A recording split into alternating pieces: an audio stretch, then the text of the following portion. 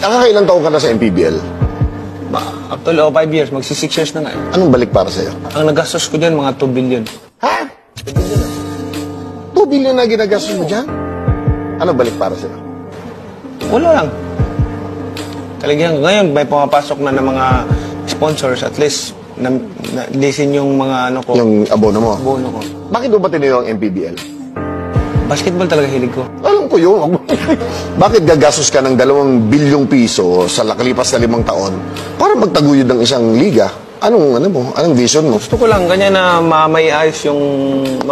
Ang dami kasi mga basketballista sa bansa natin, hindi nabigyan ng break. Totoo ka?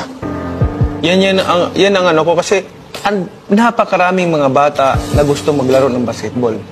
Pero wala, saan sila maglalaro?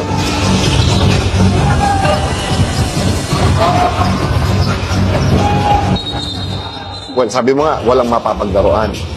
Binigay mo na sa mga bata sa pamamagitan ng MPBL mo sa 5 taon. Okay. Sinabi mo, 2 billion ang ginagastos mo. Alam mo, pag ikaw nagsabi talaga ng pera, ako nalulula, no? Parang ganun-ganun lang. Ang isang season, biro mo, parang NBA ang season ng MPBL. Grabe ka nga gumastos eh. 10 months ang... Oo. Ang haba ng season, tapos lahat ng lugar, pinupuntahan mo.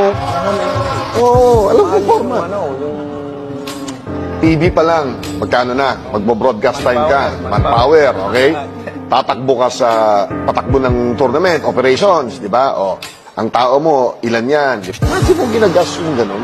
Uulitin ko sa 2 bilyon, anong iniintay mo balik? O nag-iintay ka ba ng kapalit? Bakit ginagawa ni Manny Pacquiao? Baka sabihin, hindi, tool yan ni Manny Pacquiao para sa politika niya.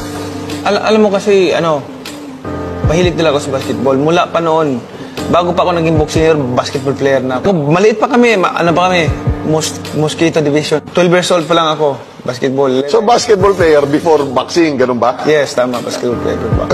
Talagang yan. Kasi yung bahay namin, tabing-tabi mismo